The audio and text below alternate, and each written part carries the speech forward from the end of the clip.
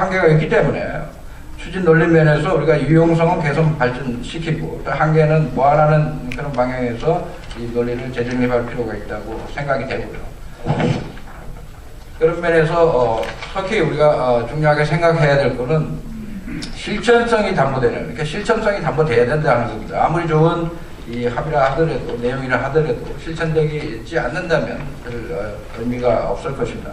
그렇기 때문에 실천성이 담보되는 정치군사적 또 비정치군사적 의제를 동시에 설정하고 또 동시에 타결하고 동시에 이행하는, 그게 뭐 어느 정도까지 꼭 비례적으로 되지는 않겠지만 이런 노력들을 좀 해봐야 될 거고, 그 다음에 이 내세와 외세의 이해관계 그리고 영향력을 동시에 고려하는 이런 열린 민족주의 시각에서 접근하면서 새로운 논리를 만들어내야 되지 않겠나 이렇게 생각이 됩니다. 두 번째는 추진 과정에 정상화입니다. 사실 이 추진 과정 여하에 따라서도 회담의 성패가 내정될 수 있다고 생각됩니다. 그렇기 때문에 추진 과정이 정당성을 가지고 합리성을 가져야 된다고 생각이 됩니다. 특히 우리 사회는 이 남남 갈등이 굉장히 심하고 그 양국적으로 편향되어 있기 때문에 더 그런 문제를 고려해야 될 것 같고, 더군다나 우리 한반도의 지정학적 역학관계를 보면 지역적 양극 체제가 이렇게 지속되고 있습니다. 그러니까 그런 구조적 영향, 다시 말씀드려서 외세의 이 개입과 영향력이 크게 미칠 수 있다 하는 겁니다. 이런 점들 때문에 추진 과정도 굉장히 우리가 정상화되어야 된다 하는 겁니다. 그래서 시간 관계상 요지만 간단하게 좀 말씀드리겠습니다. 추진 과정에서 우리에게 시사하는 교훈은 첫 번째, 정략적 활용을 지향하고 이 거국적 차원에서 추진을 해야 한다는 겁니다. 우리는 이미 북풍의 역사를 많이 경험을 하고 있습니다. 그리고 이 1, 2차 남북 정상회담 관련해서도 1차 정상회담 때는 16대 총선을 불과 사흘 앞두고 발표를 했고, 또 2차 정상회담 때는 17대 대선을 4개월 앞두고 발표를 했고, 2개월 후에 개최를 했습니다. 그리고 이 노무현 정부, 제가 발표문을 안 적었습니다만, 이 정권이 바뀌어도 그런 노무현 정부가 추진하던 정책들이 그대로 이어갈 수 있도록 하는 어떤 세기를 박는 면에서 정상회담을 추진하고자 했던 이제 그런 의도가 상당히 강했다고 볼 수 있습니다. 그래서 이런 점들이 이 정략적으로 활용되었다 하는 것을 보여주는 사례라고 할 수 있습니다. 이명박 정부도 이 세종시 갈등, 또 4대강 후유증, 그 다음에 청년 실업과 민생 불만, 그 다음에 천안함이 어떻게 결론이 날지 모르겠습니다만, 하여튼 어느 쪽이든 우리 후유증이 상당히 좀 심할 것 같고요. 그래서 그런 후유증, 그 다음에 지방선거, 총선, 대선 이렇게 앞으로 계속 있습니다. 그러니까 이런 것을 크게 의식을 한다면 정략적 효과 창출의 유혹에 빠질 수도 있다 하는 겁니다. 그런데 1, 2차 남북정상회담에서 이렇게 정략적으로 활용한 결과를 보면 실제로 그 효과가 크지 않다는 겁니다. 그래서 16대 총선에서는 여당이 제1당이 되지 못했고, 영남에서는 거의 전패를 했죠. 그 다음에 17대 대선에서도 결국 정권을 내줄 수밖에 없는 그런 상황으로 결과가 나왔습니다. 그래서 이런 점들은 우리 국민들의 정치 의식이 그런 정략적 공작에 의해서 좌지우지 될 그런 수준을 이미 넘어섰다 하는 것을 의미하기 때문에 그런 것을 기대를 안 하는 게 좋다 하는 겁니다. 그리고 또 이렇게 정략적으로 활용을 하다 보면 야당 그리고 반대 세력의 역공을 초래할 소지도 있다고 생각이 됩니다. 그다음에 두 번째는 업적 쌓기에 너무 연연하지 말아라 하는 겁니다. 사실 분단 정권이 분단 문제 해결에 적극 나서야 된다 하는 것은 의무라고 말씀드렸지만, 바로 그런 점 때문에 이 분단 정권은 통일 문제 해결에 속으로 겉으로든 아니면 진심이든 아니든 열심히 하고 있다는 걸 계속 보여주려고 합니다. 그리고 실제로 통일 문제 혹은 분단 문제 해결에 이 업적을 쌓는다면 이게 정권 차원에서는 청사의 길이 남을 수도 있을 거고, 또 김대중 대통령처럼 이 노벨 평화상과 같은 그런 이 개인적인 영광도 상당히 누릴 수 있을 겁니다. 그렇기 때문에 그런 관점에서 본다면 남북 정상회담은 이 업적 쌓기에는 더없이 좋은 호재다 하는 겁니다.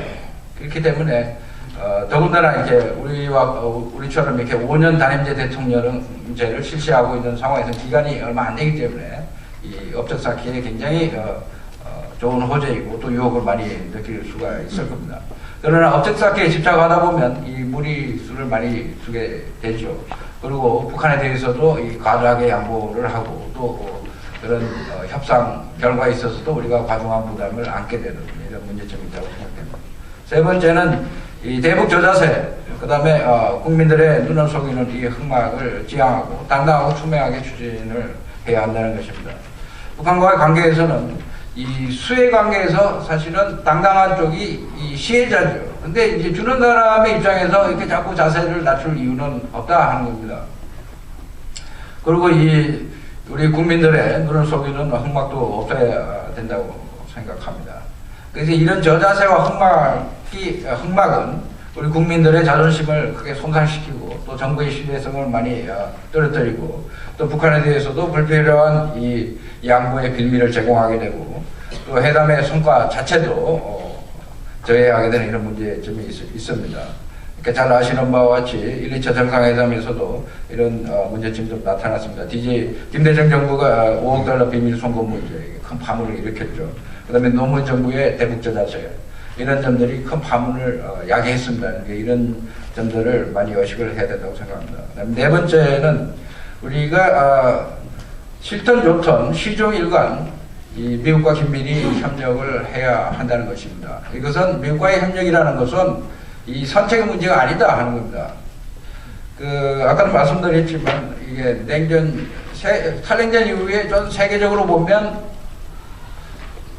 양국체제 다 끝났습니다. 근데 한반도에는 여전히 그런 지역적 양국체제가 지속되어 있고 그런 상황 속에서 미국과 중국의 영향력이 많이 미치고 있습니다. 특히 미국은 세계적 패권국이고 또 북한의 핵미사일 문제에 촉각을 곤두세우고 있습니다. 이런 상황에서 남북한이 어떤 중요한 합의를 하더라도 이 지역적 양국체제의 특성상 미국과 중국이 특히 이제 미국이 반대하면 아무리 거창한 합의를 해도 그것이 실행되기 어려운 게 현실입니다.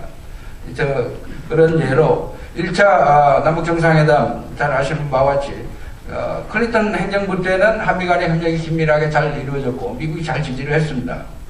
그런 상황에서는 햇볕정책, 그 다음 남북정상회담 이행, 이런 것 추진 이행 이런 것이 잘 작동이 됐는데 부시 행정부가 등장하고 그 다음에 2차 북핵 유지 때문에 이 햇볕정책과 남북 정상회담 합의 이행에 관해서 지지를 철회함으로써 그 동력이 크게 약화되었던 걸 다 기억하실 겁니다.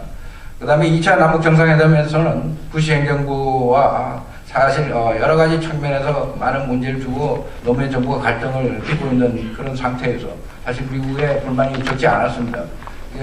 그런 상황에서 남북 정상회담이 추진이 됐고 미국이 마지못해 정상회담 환영한다 하는 성명을 냈지만 그 액면 그대로 믿을 수는 없다고 생각됩니다. 그리고 그런 상황에서 남북 정상회담 추진력이 약화되고 이제 그런 것도 이런 측면에서 살펴볼 수 있고, 그 다음에 14 공동선언이 사문화된 것도 결국 미국이 적극적으로 사실 지지를 했다면 그렇게까지는 되지 않을 수 있을 겁니다. 그 다음에 이 진보 정권 재창출 실패, 이것도 저는 미국의 이런 지지 철회 이거하고 상당히 관련이 있다고 생각됩니다. 그것은 이 양극체제가 작동하는 논리를 잘 보시면 우리가 이해할 수가 있을 겁니다. 이 역사적 구조 측면에서 미국의 영향력이라는 것은 우리 한국 국내 정치하고 밀접한 관계를 갖습니다. 그래서 미국이 직접적으로 우리한테 개입을 안 하고 이 영향력을 행사하지 않더라도 직접적으로 그 간접적으로 미치는 그런 영향력이 있기 때문에 지금 여기 시간이 별로 없기 때문에 그 문제에 대해서는 길게 들을 수 없지만 설명을 길게 들을 수 없지만 연결이 되어 있다고 이렇게 생각이 됩니다. 그 다음 네 번째는 합의 도출의 현실화입니다. 우선 그 실현 가능한 목표 설정과 합의 도출이 굉장히 중요하다고 생각됩니다. 그리고 6.15 공동선언과 14 공동선언이 비정치 군사 교류의 남북 교류협력에 치중하고 있는데 이런 점들이 남북관계 개선에 도움이 되는 그런 실천적 성격의 내용도 상당히 포함되고 있다고 생각됩니다.